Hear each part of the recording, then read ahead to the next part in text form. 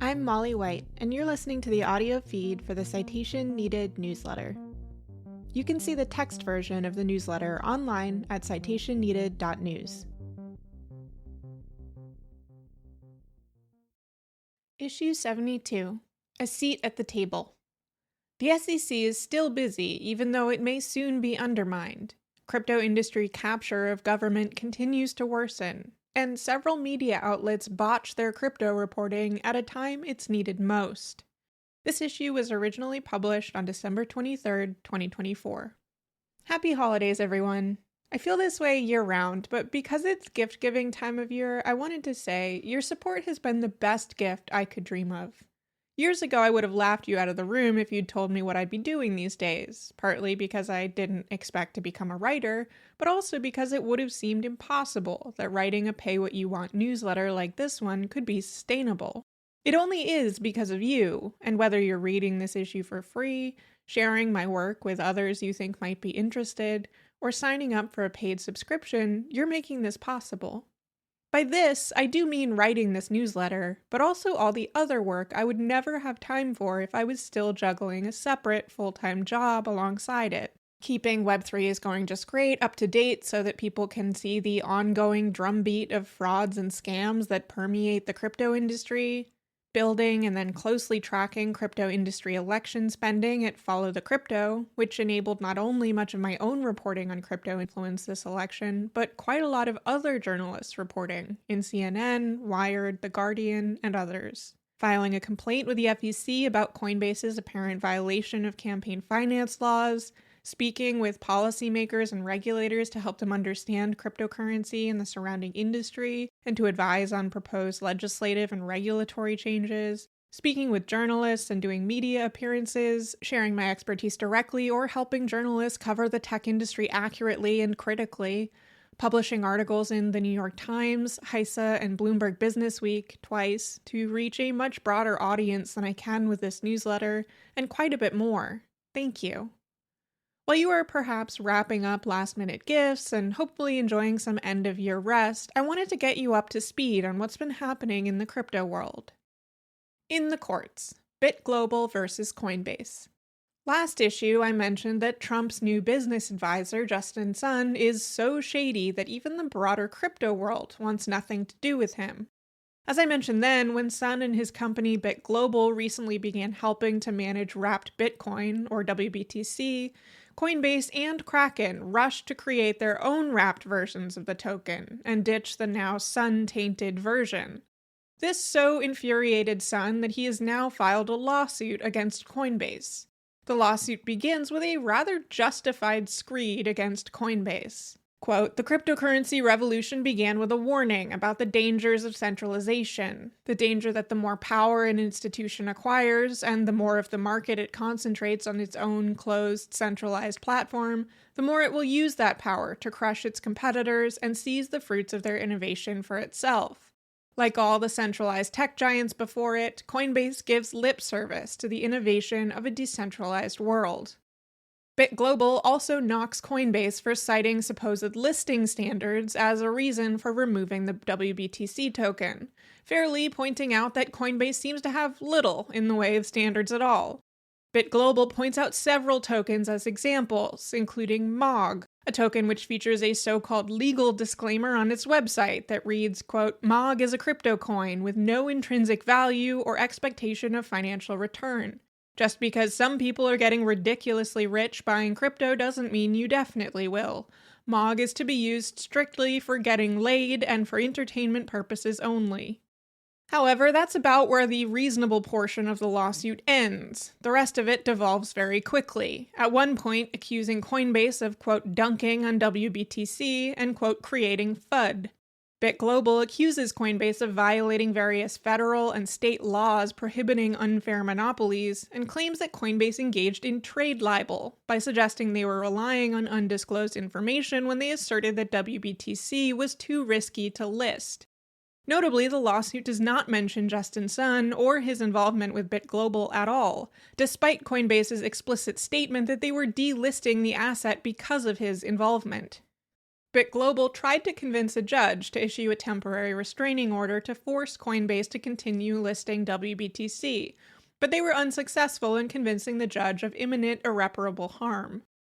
The lawsuit will still continue, but for now, Coinbase can delist the asset. BitGlobal's lawyers did make one reasonable point during the hearing, though, referring to Coinbase's comments about SEC and FBI scrutiny of Justin Sun. Quote, on one hand, Coinbase is publicly stating, their top people are publicly stating, the SEC and FBI aren't to be trusted. But when it comes to Justin Sun, all of a sudden they are to be trusted. Could it be that Coinbase's beef with US regulators is self-serving rather than principled? No, that can't possibly be right.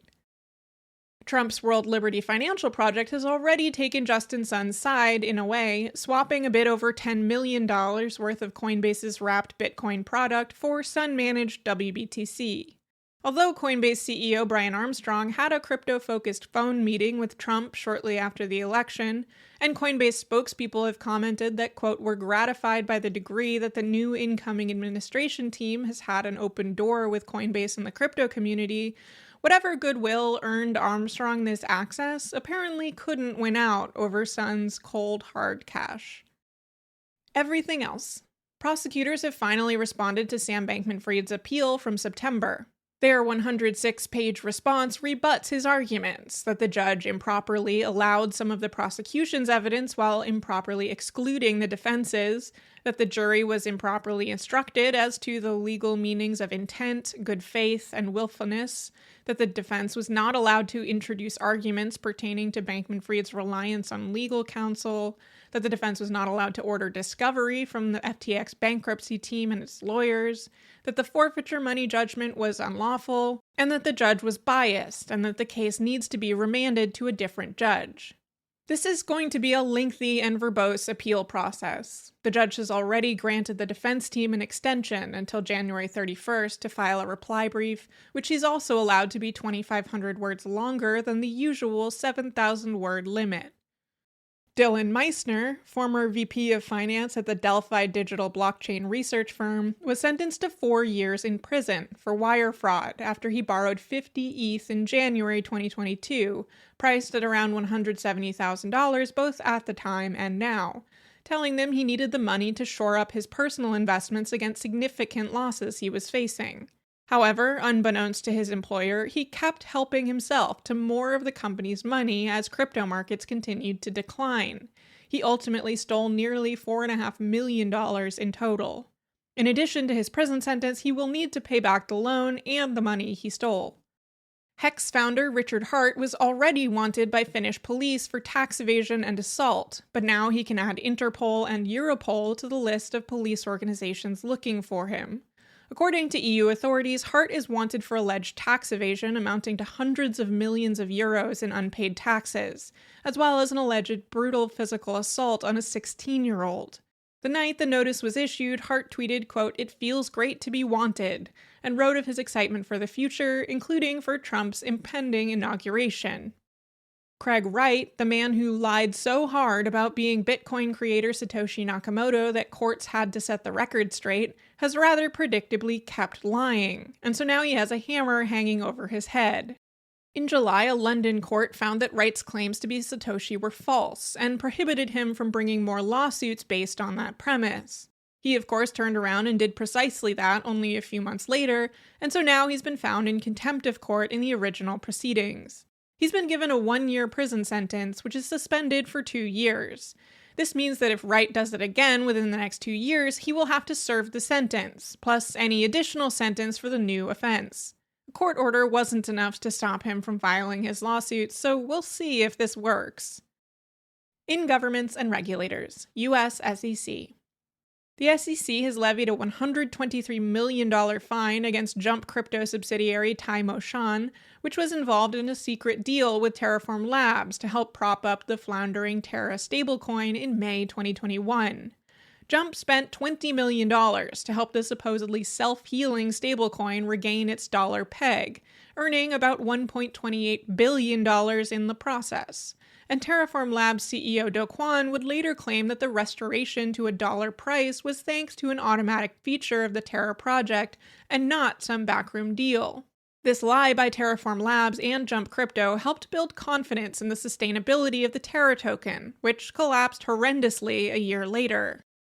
The SEC has also reached a settlement with Cantor Fitzgerald, which will pay a $6.75 million fine over allegations that two special purpose acquisition companies, or SPACs, had misled investors when they claimed that they had not been in contact with the eventual targets of their acquisitions. While the companies were not crypto-related, one is a now bankrupt smart glass manufacturer called View, the other an Earth observation satellite company called Satellogic, SEC action against a company helmed by Trump's transition team co-chair and soon-to-be Commerce Secretary Howard Lutnick is noteworthy. Cantor Fitzgerald is also closely linked to the Tether stablecoin. Crypto.com has abruptly dropped the lawsuit it had only just filed against the SEC in October, a lawsuit which seemed to be a direct response to a Wells notice issued by the agency against the company in August.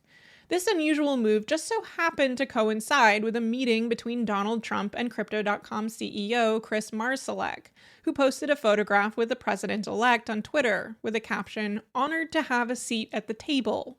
A spokesperson explained, "We withdrew our action against the SEC given our intent to work with the incoming administration on a regulatory framework for the industry."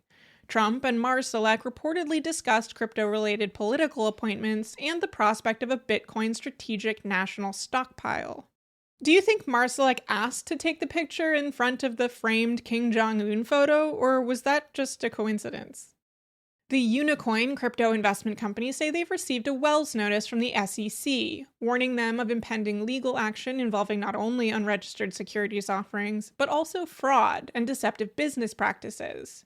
Unicoin CEO Alex Kononenkin said the company received subpoenas earlier this year focused on the company's eponymous token, which they say is backed by real-world assets including real estate. This is not the first SEC investigation into Unicoin, although previous ones did not result in any legal action. Unlike most crypto projects, the Unicoin self-identifies its token as a security. While Unicoin had previously agreed with the SEC that they would not try to go public or undertake initial coin offerings, Kononenkin said they had decided to breach the agreement after Trump won the presidency. As a side note, a headline in Fortune Crypto has rather amusingly attributed the Wells notice to SEC Chairman Gary Gensler's anti-crypto campaign. Whether the headline writer meant to suggest that going after fraudsters is itself anti-crypto, or if this was an accidental peek behind the curtain of the SEC anti-crypto campaign narrative coming from the crypto industry, is not quite clear to me. The SEC has also reportedly delivered a Wells notice to the CyberKongz NFT gaming project. CyberKongz claimed in a statement on Twitter that the SEC communicated to them that they, quote, cannot have a token, ERC20, in tandem with a blockchain game without registering it as a security. However, this characterization of the SEC's communications comes from the company and hasn't been reviewed by outside journalists or anyone else. The SEC doesn't comment on Wells notices, so the statement should be taken with a grain of salt until a lawsuit is filed. It is interesting to observe the SEC sending Wells notices this late into the Biden administration, when it's unlikely a lawsuit will be filed before Trump takes office. While the SEC may continue to pursue fraud cases like the one they seem to be looking to file against Unicoin, lawsuits based on lack of registration seem like they're about to become a lot less popular.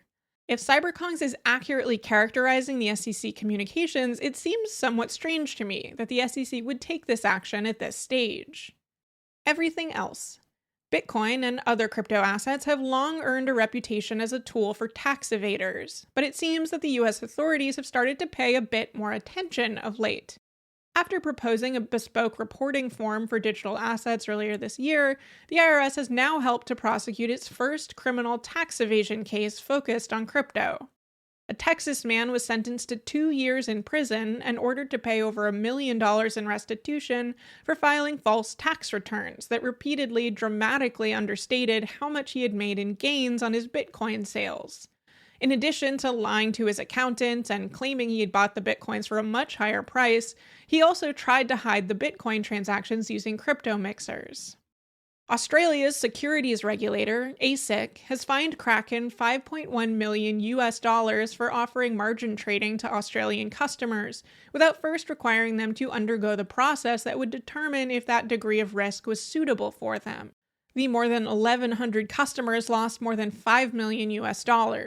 While some of them were likely sophisticated investors, Kraken made no effort to limit the product to such a group, and around 81% of the customers who used the margin product lost money. In a similar case, ASIC has also filed suit against Binance's Australian derivatives trading platform for allegedly misclassifying more than 500 retail investors as wholesale investors, which are similar to an accredited investor in the United States. By designating them as more sophisticated investors, the customers were not given the legal rights and consumer protections granted to retail customers in Australia. These investors comprised 83% of Binance's clients on the Australian platform.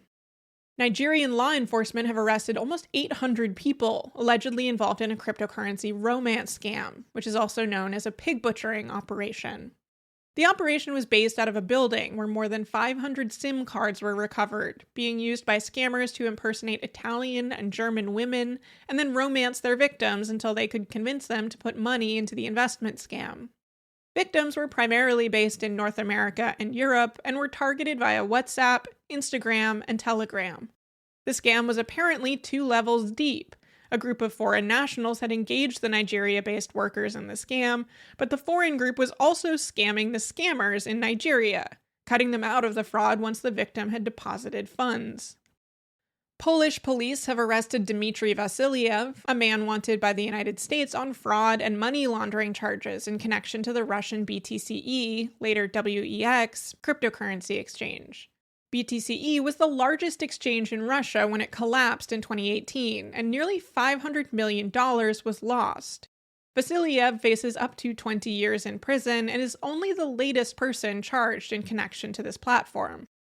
El Salvador has tentatively agreed to limit its Bitcoin-related activities in exchange for a $1.4 billion loan from the International Monetary Fund, which has long been skeptical of President Bukele's choice to foist his Bitcoin enthusiasm upon Salvadorans. The deal is contingent on the Salvadoran government ending the requirement that Salvadoran businesses accept Bitcoin as payment, quote, confining the country's exorbitant Bitcoin-related purchases, limiting tax payments to being made in US dollars, which is El Salvador's other legal currency aside from Bitcoin, and divesting from operations of the troubled government-provided Chivo Bitcoin wallet. Once El Salvador implements the agreed-upon crypto-related changes, as well as some other changes involving broader fiscal policy, transparency, and reserves, the IMF says they expect to approve the program. Taiwanese investigators are looking into the death of a well-known cryptocurrency expert and crypto fraud investigator, Miffy Chen. She had helped bust several major crypto crime cases and had apparently been warned about her safety by authorities when criminal organizations began trying to track her down. Some have expressed concern that the circumstances of her death seem suspicious, although Taiwanese authorities have stated that she was killed in a traffic accident when she was rear-ended by an inattentive driver. In politics, nominees. A part of the crypto lobby's dark money arm, the Cedar Innovation Foundation, was hard at work earlier this month alongside the rest of the cryptocurrency industry on a no-holds-barred campaign to block the renomination of SEC Commissioner Caroline Crenshaw, who is broadly perceived by the industry to be as, or potentially even more, anti-crypto than Chairman Gensler. The campaign succeeded when the Senate Banking Committee canceled the renomination vote, meaning that she will almost certainly be replaced with another industry ally. Even Fox acknowledged the crypto industry's gamesmanship, writing, "The effort to oust Crenshaw was yet another test of the crypto industry's political clout. This time through social media posts, letters to senators, and even a mobile advertising campaign, the industry's message to politicians was clear. A vote for Crenshaw would come with political repercussions. The threat was taken seriously and resulted in last week's vote being rescheduled. SEC statutes require that a maximum of 3 of the 5 people on the commission can be members of the same party, and traditionally the opposing party is permitted to select the 2 commissioners in the minority seats. However, it seems that tradition has gone out the window, and both minority seats will now be held by Trump appointees. The week before, outgoing Senate Banking Committee Chair Sherrod Brown, a Democrat from Ohio, had issued a statement during the committee's final hearing under his chairmanship, emphasizing the importance of protecting the Consumer Financial Protection Bureau and calling out corporate power. Quote, "From what we've seen from Trump's nominees thus far, corporate special interests won't just have a seat at the table this time around. They'll be given free rein to rip off workers and customers. He's opening up our government to the highest corporate bidder. Rising housing costs, private equity infiltrating more and more of our economy, insurance costs going up, risks building up in the private credit market, new technology that's increasingly being used in our financial system, from algorithmic prices to AI to crypto. All these risks have one thing in common. They all have the potential to take even more money away from working Americans and funnel it to the same corporate elite that always seem to come out ahead." Avowed crypto critic and CFPB originator Senator Elizabeth Warren, a Democrat from Massachusetts, will become the ranking Democrat on the committee, but the chair position will go to Senator Tim Scott, a Republican of South Carolina, who has described crypto as, quote, "the next wonder of the world," as he promised to pass industry-supported legislation. Over in the House, Scott's fellow outspoken crypto enthusiast French Hill, a Republican from Arkansas, will take charge of the powerful Financial Services Committee. A crypto advocate in this seat was assured, regardless of the outcome, with all 4 candidates under consideration having an A, or strongly supportive of crypto, rating from Coinbase's Stand with Crypto advocacy group. Trump apparently has more favors to repay than he has political positions to fill, so he's just creating new ones. In addition to his newly invented crypto and AI czar position, allocated to reactionary PayPal mafioso and venture capitalist David Sachs, Trump has now decided he needs a whole crypto council. Among its first appointees is Bo Hines, whose qualifications to become the council's executive director are 1. Playing football in college, 2. Losing the 2022 midterm general election for a North Carolina House seat, and 3. Losing even worse in 2024, when he not only failed to secure the Republican primary nomination, but came in 4th place. The crypto world has, like me, mostly reacted with bafflement, given that Hines' crypto qualifications are as absent as all his others. He did receive around $425,000 in backing in 2022 from American Dream Federal Action, a cryptocurrency-focused super PAC run by then FTX executive and now federal inmate Ryan Salem. So he was evidently able to convince Salem of his usefulness to the cause. Meanwhile, Trump has picked Andreessen Horowitz general partner and Musk pal Sriram Krishnan for an advisory role on AI. Bitcoin Strategic Reserve. Federal Reserve Chair Jerome Powell unequivocally stated in a press conference that the Fed is not permitted by the Federal Reserve Act to hold Bitcoin, and that he's not looking for a change to the law. Whether he wants one or not is not likely to stop some of the most crypto-enthusiastic congresspeople for pushing for such a change, and longtime crypto fan Senator Cynthia Lummis, a Republican from Wyoming, has already been drafting a bill that would force the Treasury to purchase 1 million Bitcoin over the next 5 years, worth around $100 billion at today's prices. It's not clear how Trump himself feels about her proposal, as his promise for a stockpile involved no new Bitcoin acquisition, but rather just holding on to around 210,000 Bitcoin already seized by law enforcement. While many Bitcoiners love the idea of a strategic reserve, mostly because such large purchases would likely pump their bags, even some in the Bitcoin world think it's a profoundly stupid idea. Many of them think it's stupid for somewhat different reasons than I do, though, with several prominent Bitcoiners expressing concern that it would mostly signal a lack of faith in the strength of the dollar. Personally, I remain skeptical about the chances that such a thing will pass in Congress. However, I do worry that several states seem keen on the idea, with various legislators in Florida, Pennsylvania, Ohio, and Texas proposing the establishment of state-level equivalents. Banking. Trump's nominees have been screening potential bank regulators, and according to the Wall Street Journal, they are very keen on the idea of slashing, if not eliminating, bank regulators under the guise of streamlining. Some have apparently asked potential nominees about eliminating or reassigning the duties of the Federal Deposit Insurance Corporation, a Depression-era organization that provides depository insurance against bank collapse, and which has been responsible for ensuring that you will not lose up to $250,000 in your bank account if your bank goes under. This insurance was used heavily throughout the Great Financial Crisis when more than 300 banks failed between 2007 and 2010. It's not been used nearly as much in the past decade, but it is notable to reflect on where it's been used when it has. In 2023, 5 banks failed, and 3 of them were closely tied to the crypto industry. In March, a brief banking panic saw the collapse of Silicon Valley Bank and Signature Bank, both of which provided banking services to the then-foundering cryptocurrency industry. SVB was the bank of choice for much of Silicon Valley and provided some banking to cryptocurrency firms like Circle, which was its largest single depositor and whose USDC stablecoin lost its dollar peg after the news broke that over $3.3 billion in the stablecoin's backing reserves were held at SVB. However, SVB's exposure to crypto was not nearly as significant as Signature's, where more than 90% of total deposits came from crypto clients. A third crypto bank, Silvergate, also wound down during this time, but because the FDIC did not have to intervene to protect depositors, it isn't included in the count. The Silicon Valley types now advising Trump were a lot fonder of the FDIC back then, when they were faced with the possibility of losing the millions of dollars that they were keeping beyond the FDIC insurance limits. David Sachs wrote on Twitter, "Where is Powell? Where is Yellen? Stop this crisis now. Announce that all depositors will be safe. Place SVB with a top 4 bank. Do this before Monday open, or there will be contagion and the crisis will spread.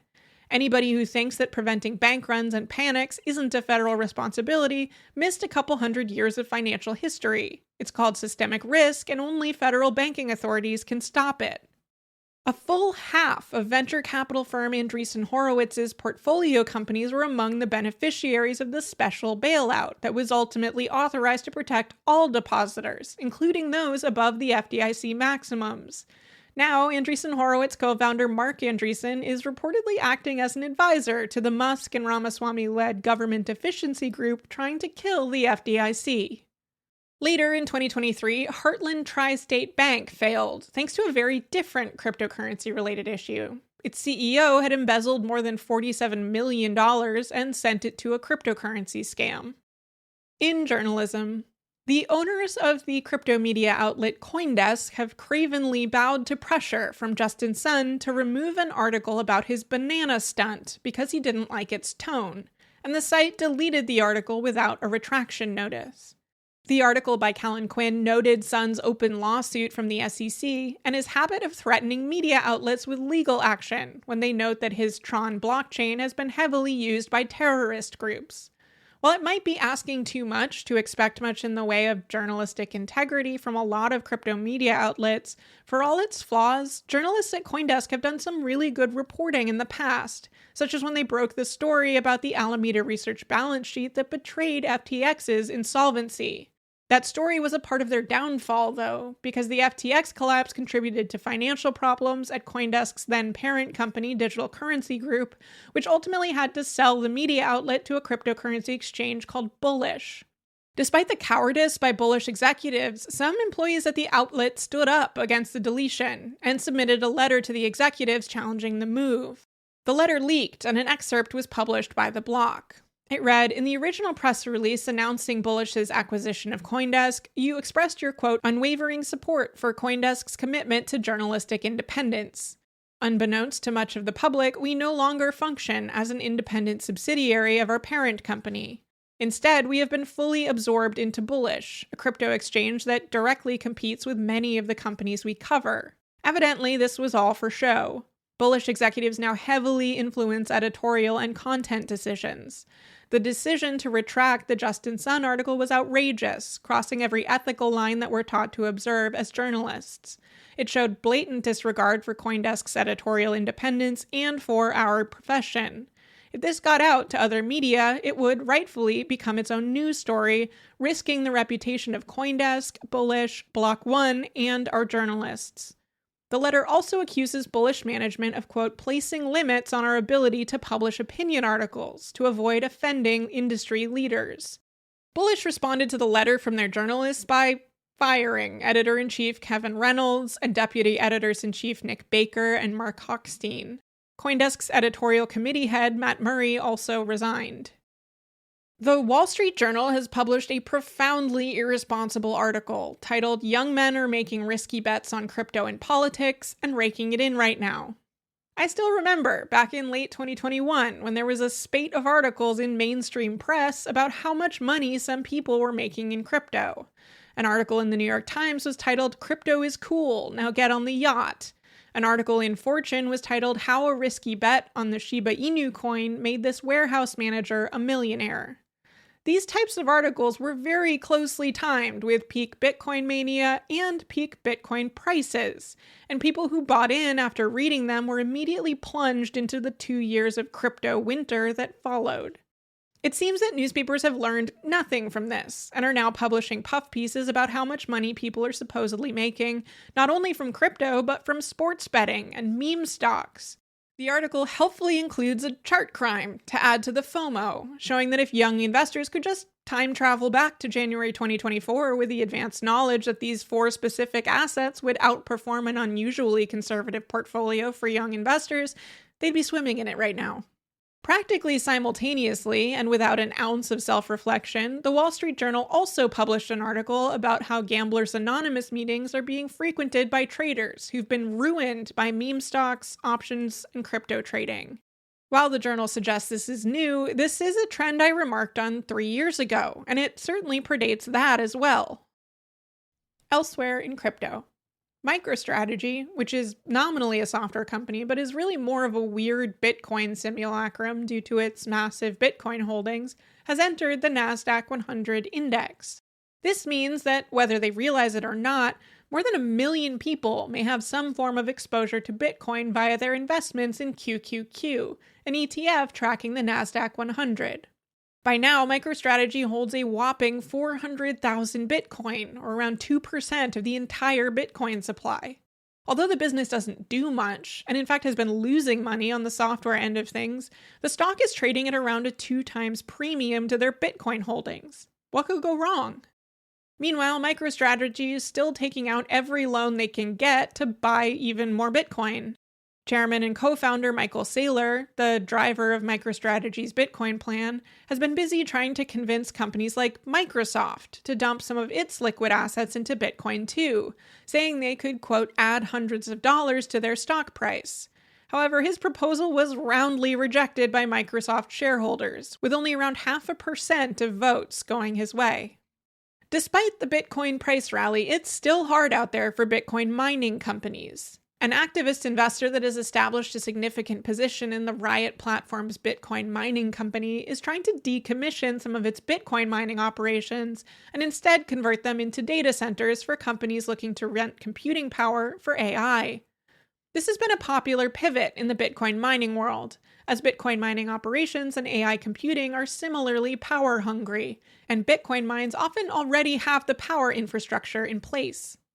Stablecoin giant Tether has dumped $775 million into the Rumble video sharing platform, which is known for its popularity among conservative and far-right users, and which has been described by Columbia Journalism Review as, quote, a hub for misinformation and conspiracy theories. The NFT project Pudgy Penguins launched its own crypto token, Pengu. Pudgy Penguins also sells plush toys online and at physical retailers including Walmart and Target, and each stuffed animal comes with a QR code to join Pudgy World. Those who've scanned their QR codes will potentially, at some undefined point in the future, be eligible for a Pengu airdrop. As Charlie Munger once said, quote, show me the incentive and I'll show you the outcome. At least one person decided it would be a good idea to bulk purchase 1,000 Pudgy Penguin stuffed toys from Amazon to get the QR code, use the codes to redeem the airdrop, and then just return the toys. Estimating for some reason that each airdrop would be worth $50, the user believes they've just stumbled into an easy $50,000. Time will certainly tell if that pans out, but it's likely the airdrop will be worth considerably less. And I, for one, am very curious to see if Amazon accepts 1,000 returned, opened boxes. When pressed on the ethics of this scheme by a Twitter user who wrote, quote, "You don't see an issue in this? You are screwing over the next buyer," they replied, quote, "Sir, you're in crypto. Every time you make $1, it means another person loses $1." Elsewhere on Twitter, someone shared photos of Pudgy Penguins boxes in a New York Walmart, all damaged after someone opened the boxes to scan the codes. Some have joked that crypto is akin to digital Beanie Babies, and in this case, they're not wrong. As for the Pengu token, which is already being distributed to holders of the much more expensive Pudgy Penguin NFTs, the token price spiked and then quickly dropped. This coincided with a massive sell-off of the NFTs as well, suggesting people were waiting for the airdrop and then dumping the NFTs. Radiant Capital is the latest to disclose they were exploited by North Korean hackers impersonating software contractors, a tactic that has become common in recent months and has been the subject of warnings from the FBI. Though the protocol's $50 million hack was disclosed shortly after it happened in mid-October, the company has just attributed the attack to a North Korean threat actor.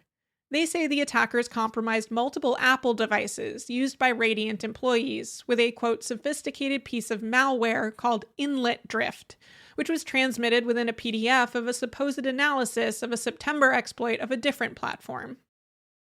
The Web3's going just great recap. There were 8 entries between December 6th and December 22nd, averaging 0.5 entries per day. $34.11 million were added to the grift counter.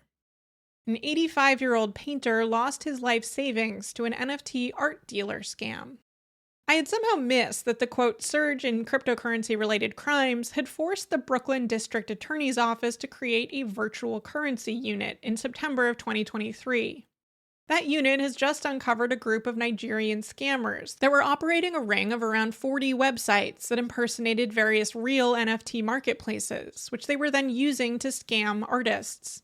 Pretending to be art dealers, the scammers contacted artists and asked them to agree to sell their artwork as NFTs on various marketplaces. Then, claiming that the artists had earned large sums of money, the scammers convinced them to send them money to pay supposed fees in order to access their windfalls. In one case, an 85-year-old painter was scammed out of his life savings after he was convinced to liquidate his retirement, make credit card payments, and take out loans to pay $135,000 to the scammers, who told him he'd made $300,000 on OpenSea. He was left, quote, "emotionally and financially devastated" after realizing he'd been scammed. Unfortunately, the police were unable to recover any of his money, although they did seize the 40-odd fake NFT marketplaces, which they redirected to a warning site about crypto scams. Everything else. The SEC fined Jump Crypto's subsidiary $123 million. 2 NFT fraudsters were charged for rug pulls amounting to over $22 million. Kraken was fined $5.1 million by the Australian securities regulator. A crypto holder lost assets priced at $2.5 million. A former pastor was charged with a crypto scheme in which he stole $5.9 million from his former congregants. Klober got clobbered. The Alpaca Finance Project proposed $50,000 in restitution for $2.8 million in losses. Worth a read. Neither of today's recommendations are short, but they're both excellent. Maxwell Neely Cohen, a fellow at the Harvard Library Innovation Lab, published an amazing long-form article on digital archival techniques and the challenges that present themselves when trying to use digital media for long-term storage. It's fascinating to the right type of person, and I am the right type of person. Maybe you are too. It's titled Century Scale Storage, and it can be found on the Library Innovation Lab's website. Patrick McKenzie, sometimes better known as Patio 11, wrote an extremely long analysis of the recent cryptocurrency industry and venture capitalist claims that crypto firms are being subjected to a systematic campaign of debanking. It's very informative, and it's titled Debanking and Debunking in his Bits About Money newsletter. In the news, I had the great honor of being the first guest on the new System Crash podcast, a collaboration between the excellent Paris Marks of Tech Won't Save Us and the excellent Brian Merchant, the author of the must-read Blood in the Machine. We had a great time talking about crypto influence on the elections and what it's likely to mean in the coming years. That episode was titled The Great Crypto Conquest of 2024. I also spoke to Charlie Warzel about what the cryptocurrency world has become and its shift away from its original stated anti-government, anti-establishment ideology. That article is in The Atlantic, and it's titled "Crypto's Legacy is Finally Clear." There's a gift link in the newsletter. Finally, I tried to help shed some light on what's going on with crypto prices right now, as well as some of the changes that are likely to come at the Securities and Exchange Commission under the Trump administration. That's in Vox, and it's titled "Why Bitcoin is Booming." That's all for now, folks. Until next time, this has been Molly White. Thanks for listening to this issue of the Citation Needed newsletter. To learn how to support my work, visit mollywhite.net/support. If you'd like to read the text versions of these episodes, sign up to receive the newsletter in your email, or support my work on a recurring basis, go to citationneeded.news.